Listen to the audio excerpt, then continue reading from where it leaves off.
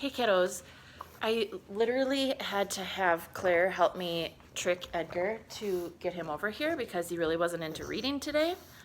The shame. But yes, we gave him a minty because he has terrible breath. And hopefully, no, sit down, you can eat your mint. He knows I never let him eat on the couch. You can sit down, you can sit, you can eat it. It's like he has a toothbrush hanging out of his mouth. There you go, you can eat it. Here. Eat it right here. Okay, never mind. He doesn't want me to take his minty. Sit there, then the kids can see you. You know what? I don't think he's going to. So, yeah, he's trying to follow the rules because he knows I don't let him have his minty on the couch, even though I was trying to trick him. So, can you see him? I can't even get it there. Where's Edgar? There he is. He's eating his minty. We're gonna let him eat his minty, but we're still gonna put him in the video because we needed a pug in the video today. So there's Edgar in the video. All right, having trouble with videos, I'm gonna be honest. So this is the Three Little Pugs and the Big Bad Cat. Here's the inside. Get all kinds of cute pug pictures. And then I want you to think about, how is this one similar or different to the Three Little Pigs and the Big Bad Wolf? So once upon a time, there were three little pugs named Bubbles, Bandit, and Beauty. They lived with their mother in a tiny kennel in the woods. "You're not puppies anymore," said Mother Pug. "It's time you left to build houses of your own.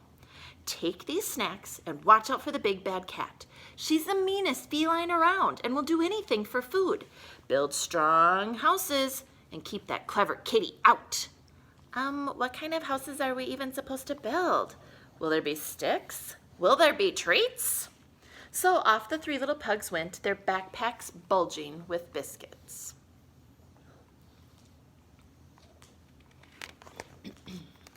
Bandit and Beauty bounded ahead while Bubbles dragged his paws behind. "I'm starving," he wailed, plopping himself down on the ground. "Can't I just eat a couple of treats?" "You need to build a house first. Remember, the Big Bad Cat," warned Beauty. "Come back here, Tail."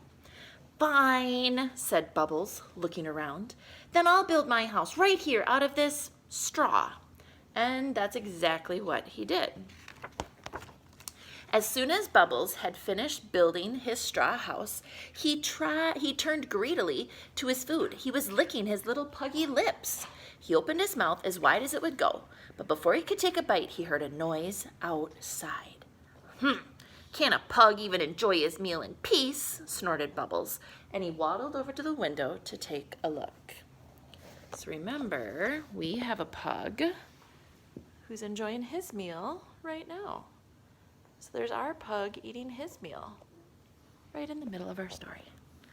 So as Bubbles was interrupted from eating, when he looked outside, what a sight. Sharp, scratchy claws, a terrible twitching tail, and mean, beady eyes. Uh-oh. It was the Big Bad Cat. Lil Pug, you let me come in," yowled the Big Bad Cat. "Not by the hair of my chinny chin chin," trembled Bubbles, scrambling to cover his food dish. "Then I'll huff and I'll puff and I'll blow your house down," cried the cat, pulling out a hairdryer, "and I'll barely have to lift a paw." While the hairdryer whirred and whooshed and blew the house down. "Yikes," yelped Bubbles, and he scurried away as fast as he could go. Meanwhile, Bandit and Beauty had come across a pile of sticks.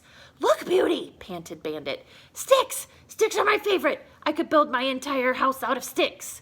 "They don't look very strong. What about the Big Bad Cat?" But Bandit wouldn't even listen. He ran around happily, chewing sticks, digging holes, and building himself a messy little stick house. Bandit had just said goodbye to Beauty and was about to gobble up his first dog biscuit when Bubbles hurled through his front door, wheezing. The big bad cat," panted Bubbles. "Coming this way. Protect the treats." Just then a giant shadow fell across the window. Huddled together, the pugs looked out to see sharp, scratchy claws, a terrible twitching tail, and mean, beady eyes. Oh no, it was the big bad cat. Again! Little pugs, you let me come in, howled the big bad cat. Not by the hair in our chinny chin chin, trembled Bubbles and Bandit. Then I'll huff and I'll puff and I'll blow your house down, declared the cat, pulling out a leaf blower this time. She aimed it at the house of sticks. I won't even ruffle my fur, she purred. Help, my sticks! The leaf blower spit and it sputtered and it blew the house down. Wait for me! Deep in the forest, Beauty had walked and walked and walked until at last she found a pile of bricks. She knew exactly how she wanted to build her house. Just as the last brick had been laid, Bandit and Bubbles came bursting through the trees. Beauty, the big bad cat is coming, panted Bandit. She ate our food, wailed Bubbles. We're all gonna starve. Don't worry, everything is under control, said Beauty as she gathered her brothers into a huddle. Time for plan B, boys. Now listen carefully. When the big bad cat had reached the brick house, all was quiet. Little pugs, you let me come in, growled the cat. But there was no response, so she peeked inside to see a bulging backpack and 3 pug-shaped lumps on the couch. It is no use hiding, said the big bad cat as she purred smugly. I'll still huff, I'll still puff, and I'll still blow your house down. I won't even tangle a whisker. She pulled out a giant fan and pointed it at the brick house. The fan blustered and blasted, but the house stood strong. This would call for something more powerful. Like a jumbo jet, the engines revved, they roared, the door to the brick house blew right open. The big bad cat strutted inside, victorious. But the backpack was full of bricks. The lumps on the couch were nothing but cushions.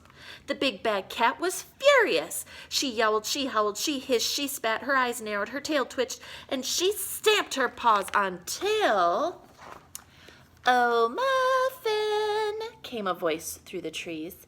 Muffin, it's time for Din-Din. With a flick of her tail, the cat trotted back home through the woods, discarding all her disguises. There you are, my itty-bitty muffin pie, said Mrs. Honeybun, scooping her up. If only she knew. I have the most wonderful surprise for my pretty witty Muffy Wuffy. Come with me, princess. And she carried her off inside the house. Look who's joined the family. I just know you're going to be the best of friends. Ugh. The 3 little pugs and the big bad cat. Well, they lived happily ever after. Almost. The end. Some cute pictures of more pugs. And the back. The 3 little pugs and the big bad cat. So, even though we didn't get Edgar to partake in the story the whole time, and we did try to trick him, at least he was in it for a little bit, and it worked that he was eating just like the pugs were eating sometimes. So anyway, we'll try again another day, and more fractured fairy tales. So probably another version of the 3 little pigs coming. So be ready for it. All right, kiddos, I'll see you later. Bye.